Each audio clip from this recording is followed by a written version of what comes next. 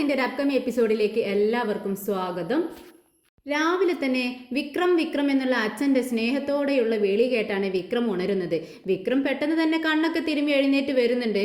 മാഷ് പറയുന്നുണ്ട്, വിക്രം ഞാനും നിൻ്റെ അമ്മയും കൂടി ഒന്ന് അമ്പലത്തിൽ പോയിട്ട് വരാം. നിനക്കുള്ള ചായയെല്ലാം അമ്മ ഫ്ലാസ്കിൽ ഒഴിച്ചു വെച്ചിട്ടുണ്ട്, നീ അതെടുത്ത് കുടിച്ചോടണം. ഇവിടെ വേദയും ശ്രീജയും വിഷമൊന്നുമില്ല, അവർ മാർക്കറ്റിൽ പോയിരിക്കുകയാണ്, അതുകൊണ്ടാണ് നിന്നോട് ചായ എടുത്ത് കുടിച്ചോളാൻ പറയുന്നത്, കേട്ടല്ലോ എന്ന് പറയാണ്. ഇത് കേട്ടതും വിക്രം പറയുന്നുണ്ട്, അതിനെന്താ വെച്ചാ ഞാൻ എടുത്ത് കുടിച്ചോളാം, നിങ്ങൾ പോയിട്ട് വാ.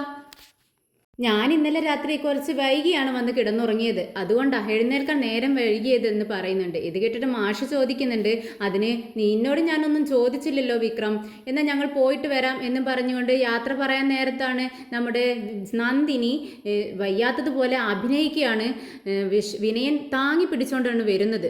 ഇത് കണ്ടിട്ട് മാഷ് പറയുന്നുണ്ട്, എടാ വിനയ, ഈ വയ്യാത്ത അവളെയും കൊണ്ട് നീ എന്തിനാ ഇങ്ങോട്ടേക്ക് ഇറങ്ങി വരുന്നത്, അവളെ കൊണ്ടുപോയി റൂമിൽ കിടത്ത് എന്ന് പറയുന്നു. അതുകൂടി കേട്ടപ്പോൾ നന്ദിനി ഒന്നുകൂടി അഭിനയം തുടരുകയാണ്. ഓ വിനയേട്ടാ, എനിക്ക് നടക്കാനേ വയ്യ, എന്നെ ഒന്ന് പിടിക്ക് എന്നൊക്കെ പറയുന്നുണ്ട്. അങ്ങനെ മാഷും കമലാമ്മയും കൂടി അമ്പലത്തിലേക്ക് പോകുന്നുണ്ട്. നമ്മുടെ വിക്രം റൂമിലേക്ക് തന്നെ കയറുന്ന സമയത്ത് വിനയം പറയുന്നുണ്ട്, എടാ വിക്രം, നീ ചായ എടുത്ത് കുടിച്ചിട്ട് പോ, വീണ്ടും കിടക്കാനായി ഉറങ്ങാനാണോ നീ പോകുന്നത്? ഏയ് അല്ല, ഞാൻ പല്ല് തേച്ചിട്ട് വരാം എന്ന് പറഞ്ഞുകൊണ്ട് വിക്രം റൂമിലേക്ക് പോവാണ്. എല്ലാവരും പോയി കഴിഞ്ഞു എന്ന് മനസ്സിലായപ്പോൾ നന്ദിനിക്ക് പഴയതുപോലെ ഉഷാറൊക്കെ വരികയാണ്.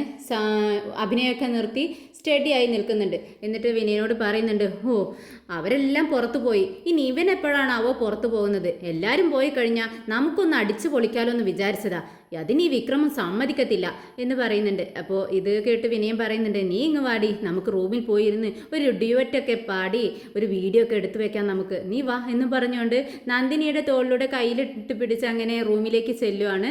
നമ്മുടെ വിക്രമാണെങ്കിൽ ഒരു ബക്കറ്റ് എടുത്ത് കുറച്ച് വെള്ളവും ഒരു തുണിയെല്ലാം എടുത്തുകൊണ്ട് വണ്ടി തുടയ്ക്കാനായിട്ട് പുറത്തേക്ക് ഇറങ്ങുവാണ്. അതിനിടയിൽ ഫോൺ അടിക്കുന്നുണ്ട്. വിക്രം നോക്കുന്ന സമയത്ത് ഒരു അൺനോൺ നമ്പറാണ്. ഹലോ എന്ന് പറയുന്ന സമയത്ത് അപ്പുറത്ത് നിന്ന് ഒരു ഭീഷണിയുടെ സ്വരമാണ് വിക്രം കേൾക്കുന്നത്. ഇതാരാണെന്ന് വിക്രം ചോദിക്കുന്നുണ്ട്. പക്ഷെ ആൾ പറയുന്നില്ല.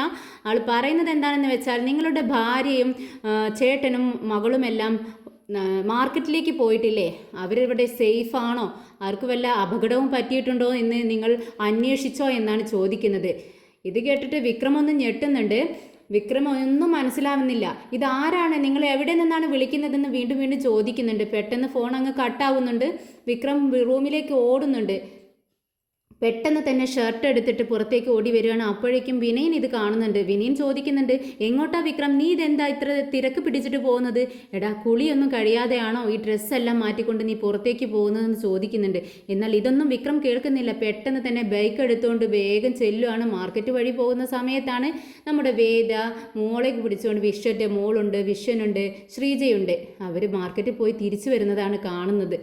ഇത് കണ്ടതും വിക്രമിന് ആശ്വാസമാവുകയാണ്. വീണ്ടും അതേ കോൾ തന്നെ വിക്രമിന് വരുന്നുണ്ട്. ഇത് കണ്ടതും വിക്രം ഫോൺ എടുത്ത് ദേഷ്യപ്പെടുകയാണ്. എടാ, നീ എന്താടാ വിചാരിച്ചത്, എന്നെ ഇട്ട് കളിപ്പിക്കുകയാണോ, എന്താണ് നിനക്ക് വേണ്ടതെന്ന് ചോദിക്കുന്നുണ്ട്. ഇത് കേട്ടതും, നിന്നെ കളിപ്പിക്കാനോ, ഞാനോ, എനിക്ക് അത്തരത്തിലുള്ള സ്വഭാവം ഇല്ലടാ എന്ന് പറഞ്ഞ് അട്ടഹസിച്ച് ചിരിക്കുകയാണ് അദ്ദേഹം. എന്നിട്ട് പറയുന്നുണ്ട്, അതെ, ഇപ്പോൾ അവർ രക്ഷപ്പെട്ടു എന്ന് വിചാരിച്ച് നീ സമാധാനിക്കുകയാണോ? എന്നാലേ നിന്റെ അച്ഛനും അമ്മയും അമ്പലത്തിലേക്ക് പോയിട്ടില്ലേ, ഞാൻ പറഞ്ഞത് ശരിയല്ലേ, അവരെവിടെ സേഫാണെന്ന് നിനക്ക് ഉറപ്പുണ്ടോ?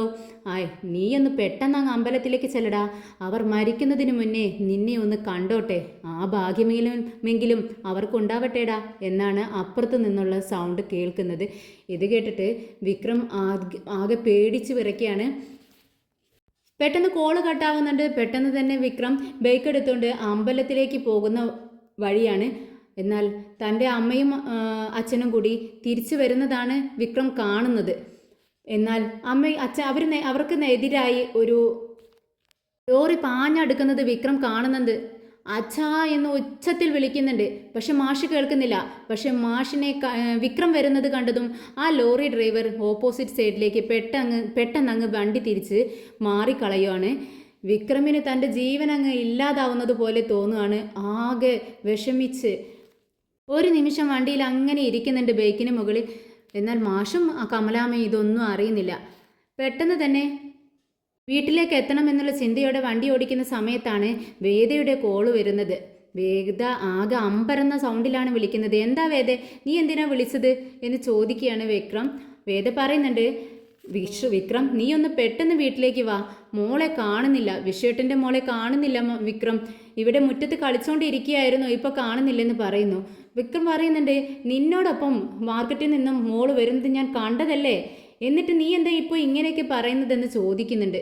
അതുതന്നെയാണ് നമ്മുടെ വേദയും പറയുന്നത്. മാർക്കറ്റിൽ നിന്നും വരുമ്പോൾ ഞങ്ങളോടൊപ്പം ഉണ്ടായിരുന്നു, ഇവിടെ വന്നതിന് ശേഷം മോള് കളിക്കുകയായിരുന്നു, അതിന് ശേഷമാണ് കാണാതായത്. വിക്രം നീ സംസാരിച്ച് നിൽക്കാതെ ഒന്ന് പെട്ടെന്ന് ഇങ്ങോട്ടേക്ക് വാ എന്ന് പറയുന്നുണ്ട്. അപ്പോഴേക്കും വേദ നന്ദിനിയെ ശ്രീജയെയും വിശ്വത്തെയും സമാധാനിപ്പിക്കുന്നുണ്ട്. നിങ്ങളൊന്ന് സമാധാനമായിട്ട് ഇരിക്കു ചേച്ചി, ചിലപ്പോൾ അമ്മയും അച്ഛനും വഴിയിലെങ്ങാനും കണ്ടപ്പോൾ മോളെയും കൂട്ടി അമ്പലത്തിലേക്ക് പോയിട്ടുണ്ടാവും, അവർ തിരിച്ചു വരുന്ന സമയത്ത് അവരോടൊപ്പം ഉണ്ടാവും, നിങ്ങളൊന്ന് സമാധാനിക്കുക എന്നൊക്കെ പറഞ്ഞ് ആശ്വസിപ്പിക്കുന്നുണ്ട്. ശ്രീജയാണെങ്കിൽ മന്നക്കം പറഞ്ഞ് കരയുവാണ്. എന്തിനു വേണ്ടിയാണ് ഞാൻ എൻ്റെ മോളെ ഇങ്ങോട്ടേക്ക് കൊണ്ടുവന്നത്, ഇങ്ങനെ ഒക്കെ സംഭവിക്കാൻ വേണ്ടിയിട്ടായിരുന്നു, എൻ്റെ മോൾ എൻ്റെ വീട്ടിൽ സുഖമായിട്ട് കഴിയായിരുന്നില്ലേ, ഒന്നും വേണ്ടായിരുന്നു എന്നൊക്കെ പറഞ്ഞ് നെഞ്ഞത്തടിച്ചു കരയുന്നുണ്ട്. അപ്പോഴേക്കും നമ്മുടെ മാഷും കമലാമ്മയും അങ്ങോട്ടേക്ക് വരുന്നുണ്ട്. അച്ഛാ മോളെ കാണുന്നില്ല, നിങ്ങളോടൊപ്പം വന്നിട്ടുണ്ടായിരുന്നോ എന്ന് ചോദിക്കുമ്പോൾ, എന്താ നിങ്ങളീ പറയുന്നത്, അമ്പലത്തിലേക്ക് ഞങ്ങൾ തനിച്ചല്ലേ രണ്ടുപേരും കൂടെയല്ലേ പോയത്, മോള് നിങ്ങളോടൊപ്പമല്ലേ വന്നതെന്ന് ചോദിക്കുകയാണ്. അത് കേട്ടതും ശ്രീജയ്ക്ക് ആകെ ടെൻഷനായി. ശ്രീജ നിലവിളിക്കുകയാണ്, അയ്യോ എൻ്റെ മോളെ കാണാനില്ലല്ലോ, ഇനി എന്ത് ചെയ്യും, ഞാൻ എവിടെ പോയി അന്വേഷിക്കും, എന്താ മനുഷ്യൻ നിങ്ങളിങ്ങനെ നോക്കി നിൽക്കുന്നത്, ഒന്ന് പെട്ടെന്ന് ചെന്ന് എവിടെ ചെന്നെങ്കിലും ഒന്ന് അന്വേഷിക്കുമെന്ന് പറയുമ്പോൾ വിശ്വം പറയുന്നുണ്ട്, ഞാൻ നോക്കാനുള്ള സ്ഥലങ്ങളിലെല്ലാം നോക്കി ശ്രീജെ, ഇനി എവിടെ അന്വേഷിക്കണമെന്ന് എനിക്കറിയില്ല എന്ന് പറയുന്നുണ്ട്. എന്നാൽ സന്ദർഭം അറിഞ്ഞ് സംസാരിക്കാൻ നമ്മുടെ നന്ദിനിക്ക് അറിയത്തില്ലല്ലോ. നന്ദിനി പറയുന്നുണ്ട്, ചിലപ്പോഴേ ആരെങ്കിലും തട്ടിക്കൊണ്ടു പോയിട്ടുണ്ടാവും, ഇനിയിപ്പോൾ എന്ത് ചെയ്യും, എല്ലാവരും കൂടെ അതിനെ കൊണ്ടുപോയി അങ്ങ് കളഞ്ഞല്ലോ എന്ന് പറയാണ്. ഇത് കേട്ടത് നമ്മുടെ കമലാമ്മ ബോധം കെട്ട് വീഴുന്നുണ്ട്. പെട്ടെന്ന് എല്ലാവരും കമലാമ്മയുടെ അടുത്തേക്ക് ചെല്ലുന്നുണ്ട്. വേദ പെട്ടെന്ന് തന്നെ ഒരു ഗ്ലാസ് വെള്ളം എടുത്തുകൊണ്ട് കൊണ്ടുവന്ന് നമ്മുടെ കമലാമ്മയുടെ മുഖത്ത് തെളിക്കുന്നുണ്ട്. ഇത് കണ്ടുകൊണ്ടാണ് നമ്മുടെ വിക്രം അങ്ങോട്ടേക്ക് കയറി വരുന്നത്. വിക്രം ചോദിക്കുന്നുണ്ട്, എന്താണ് ഇവിടെ സംഭവിച്ചത്, മോളെവിടെ, കാണാനില്ലെന്ന് പറഞ്ഞു, മോളെ കിട്ടിയോ എന്ന് ചോദിക്കുകയാണ്. നമ്മുടെ ശ്രീജ അപ്പോഴേക്കും വിക്രമിൻ്റെ അടുത്തേക്ക് ഓടി വരുന്നുണ്ട്.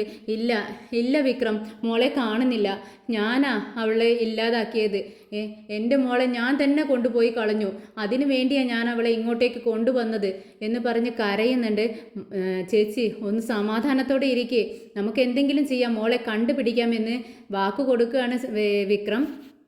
അപ്പോഴേക്കും വേദ വിക്രമിൻ്റെ അടുത്ത് വന്ന് പറയുന്നുണ്ട്, വിക്രം നമുക്ക് പെട്ടെന്ന് തന്നെ സ്റ്റേഷനിലെത്തണം, പെറ്റീഷൻ കൊടുക്കണം, എന്നാലേ നമുക്ക് കണ്ടുപിടിക്കാൻ പറ്റത്തുള്ളൂ എന്ന് പറഞ്ഞ് രണ്ടുപേരും പെട്ടെന്ന് തന്നെ സ്റ്റേഷനിലേക്ക് പോവുകയാണ്. വിശ്വവും കൂടെയുണ്ട്. സ്റ്റേഷനിലെ ഇപ്പോഴത്തെ ASP ചാർജ് എടുത്തിരിക്കുന്നത് നമ്മുടെ ദർശനാണ്. അതുകൊണ്ട് ദർശനോട് ചെന്നിട്ട് കാര്യങ്ങളെല്ലാം വിശദമായി വേദയും വിക്രമും പറയുന്നുണ്ട്. വിശ്വമാണെങ്കിൽ ഒരു പെറ്റീഷൻ അവിടെ എഴുതി കൊടുക്കുന്നുണ്ട്. ഇതെല്ലാം കേട്ടതും ദർശന് വിക്രമിൻ്റെ മുഖത്തേക്ക് തന്നെ നോക്കി നിൽക്കുവാണ്. എന്നാൽ ദർശനെ നോക്കാനുള്ള ഒരു ശക്തി വിക്രമിന് കിട്ടുന്നില്ല. വിക്രമിൻ്റെ മനസ്സിൽ കള്ളത്തരം ഉള്ളത് കൊണ്ട് തന്നെ ദർശൻ്റെ മുഖത്തേക്ക് നോക്കാൻ വിക്രമിന് കഴിയുന്നില്ല. ദർശൻ ചോദിക്കുന്നുണ്ട്, വേദേ നിന്ന് അവിടെ വീട്ടിൽ അസ്വാഭാവികമായി എന്തെങ്കിലും സംഭവിച്ചോ, കാണാത്ത വല്ല വ്യക്തികളെയും വീടിന് മുന്നിൽ കാണാം, വല്ല വാഹനങ്ങളും അറിയാത്ത വല്ല വാഹനങ്ങളും ഇന്ന് രാവിലെ മുതൽ അവിടെ ഉണ്ടായിരുന്നോ എന്നൊക്കെ ചോദിക്കുന്നുണ്ട്. അങ്ങനെ ഒന്നും സംഭവിച്ചിട്ടില്ല, കണ്ടില്ലെന്നാണ് നമ്മുടെ വേദ പറയുന്നത്. വിക്രമാണെങ്കിൽ പെട്ടെന്ന് എന്ത് പറയണമെന്നറിയാതെ ഒരു നിമിഷം ആലോചിച്ച് നിന്ന് വിക്രം പറയുന്നുണ്ട്, എനിക്ക് ദർശൻ സാറിനോട് ഒരു കാര്യം പറയാനുണ്ട്. അതിനെന്താ വിക്രം, പറഞ്ഞോളൂ. ഇന്ന് രാവിലെ എനിക്കൊരു കോള് വന്നിട്ടുണ്ടായിരുന്നു എന്ന് പറഞ്ഞുകൊണ്ട് അത്ര നേരം സംഭവിച്ച കാര്യങ്ങളെല്ലാം, അജ്ഞാത കോള് വന്നതും താൻ അമ്പലത്തിലും മാർക്കറ്റിലുമെല്ലാം ഇവരെ തിരഞ്ഞതും എല്ലാ കാര്യങ്ങളും വിശദമായി ദർശനോട് പറയുന്നുണ്ട്. ഇത് കേട്ടതും വിശ്വം പറയുന്നുണ്ട്, എടാ എന്താണിത്, അപ്പോൾ നിന്റെ ശത്രുക്കൾ ആരെങ്കിലുമാണോ എൻ്റെ മോനെ തട്ടിക്കൊണ്ടു പോയത് എന്ന് ചോദിച്ചുകൊണ്ട് വിശ്വം കരയുന്നുണ്ട്. അങ്ങനെ വിശ്വവും ദർശനും വിക്രമും കൂടി പുറത്തേക്ക് ഇറങ്ങുവാണ്. അന്നേരം വേദയോട് ദർശൻ ചോദിക്കുന്നുണ്ട്, വേദേ എങ്ങനെയുണ്ട്, നിനക്ക് സുഖമാണോ? എനിക്ക് സുഖമാണ് ദർശൻ, ഇപ്പോൾ കുഴപ്പമൊന്നുമില്ല. വിക്രം മാറിയല്ലോ, അവനിപ്പോൾ ഒരു ജോലി ഉണ്ട്, ഒരു വണ്ടി എടുത്തിട്ടുണ്ട്, അത് ഓടുകയാണ്, ചെറിയൊരു ജോലി എന്ന് പറയുന്നു. കുഴപ്പമൊന്നുമില്ല എന്ന് പറഞ്ഞാലും ദർശൻ ചോദിക്കുന്നുണ്ട്, നീ വിശ്വസിക്കുന്നുണ്ടോ അവൻ മാറിയെന്ന്? എന്താ ദർശൻ ഇങ്ങനെയൊക്കെ പറയുന്നത്? അവൻ മാറിയെന്ന് ഞാൻ വിശ്വസിക്കുന്നു, മാറിക്കഴിഞ്ഞിരിക്കുന്നു. അവനിപ്പോൾ പഴയ ആളല്ല, ഗുണ്ടായുസമെല്ലാം നിർത്തിവെച്ചു എന്ന് പറയുന്നു. എന്നാൽ ദർശൻ പറയുന്നുണ്ട് എനിക്കതത്ര വിശ്വാസമായിട്ടില്ല. അതിൻ്റെ വിക്രം ഗുണ്ടായുസം വിട്ടിട്ടില്ല എന്ന് തന്നെയാണ് ഇപ്പോഴും ഞാൻ ഉറച്ചു വിശ്വസിക്കുന്നത്. അതിൻ്റെ ഫലമായി തന്നെയാണ് ഈ കുട്ടിയെ കാണാതായിട്ടുമുള്ളത് എന്നാണ് എൻ്റെ വിശ്വാസം. എന്തായാലും നമുക്ക് അന്വേഷിക്കാം എന്നും പറഞ്ഞുകൊണ്ട് ഒരു അന്വേഷണത്തിന് കുറച്ച് പോലീസുകാരെ നിയമിക്കുന്നുണ്ട് ദർശൻ. വിക്രമിൻ്റെ കയ്യിൽ നിന്നും അജ്ഞാത കോള് വന്ന നമ്പറെല്ലാം ട്രേസ് ചെയ്ത് അതിൻ്റെ കാര്യങ്ങളെല്ലാം അന്വേഷിക്കാനും പോലീസുകാരോട് പറയുന്നുണ്ട്. അങ്ങനെ പെട്ടെന്ന് തന്നെ ദർശൻ അന്വേഷണം തുടങ്ങുന്നുണ്ട്. എന്നാൽ മോളെ തട്ടിക്കൊണ്ടു പോയിരിക്കുന്നത് വിക്രം കൊന്നുകളഞ്ഞ ഭവാനിയുടെ ഇരട്ട സഹോദരനാണ്. കാണാൻ ഭവാനിയെ പോലെ തന്നെയുണ്ട്. അദ്ദേഹമാണ് കുട്ടിയെ തട്ടിക്കൊണ്ടു പോയിരിക്കുന്നത്. ഒരു ഗോഡൗണിൽ താമസിപ്പിച്ചിരിക്കുകയാണ്. വായും മുഖവും കൈയും കാലും എല്ലാം കെട്ടിയിട്ടാണ് കുട്ടിയെ ഇരുത്തിയിരിക്കുന്നത്. അങ്ങനെ വിഷം വീട്ടിലെത്തുന്നുണ്ട്. മാഷും കമലാമ്മയും ഇരുന്ന് സങ്കടപ്പെടുന്നുണ്ട്. കമലാമ്മ കരയുകയാണ്. എൻ്റെ മോള് ആകെ കുടുംബത്തിലുള്ള ഒരു കുഞ്ഞാണ്, അത് നഷ്ടപ്പെട്ടുവല്ലോ ദൈവമേ, എത്രയും പെട്ടെന്ന് ഞങ്ങൾക്ക് തിരിച്ച് കിട്ടണം എന്നൊക്കെ പറഞ്ഞ് പ്രാർത്ഥിച്ചുകൊണ്ടിരിക്കുകയാണ്. വേദ സമാധാനിപ്പിക്കുന്നുണ്ട്. അമ്മ ഇങ്ങനെ കരയല്ലേ ചേച്ചി, മോളെ നമുക്ക് കിട്ടും. ദർശൻ അന്വേഷണം തുടങ്ങിയിട്ടുണ്ട്, എല്ലാ കാര്യങ്ങളും ഇനി അവൻ നോക്കിക്കൊള്ളും എന്ന് പറയുന്നുണ്ട്. ഉടനെ തന്നെ വിഷം വിക്രമിനോട് ചോദിക്കുന്നുണ്ട്, അതെ വിക്രം, നിന്റെ ആളുകളായിരിക്കുമല്ലേ, നിന്നോട് ശത്രുതയുള്ള ആളുകളായിരിക്കുമല്ലേ അവളെ തട്ടിക്കൊണ്ടു പോയിരിക്കുന്നത്. ആ അജ്ഞാത നമ്പറിൻ്റെ വിവരങ്ങൾ വല്ലതും നിനക്ക് കിട്ടിയോ എന്ന് ചോദിക്കുന്നത് മാഷ കേൾക്കുവാണ്. എല്ലാവരും ഒന്ന് ഞെട്ടുന്നുണ്ട്. അപ്പോൾ വിക്രം പഴയതുപോലെ വീണ്ടും അടിപിടിയിലേക്ക് പോയോ എന്നുള്ള സംശയത്തിൽ നമ്മുടെ മാഷും കമലാമ്മയും എല്ലാവരും അന്തം വിട്ടും വിക്രമിൻ്റെ മുഖത്തേക്ക് തന്നെ നോക്കിയിരിക്കുകയാണ്.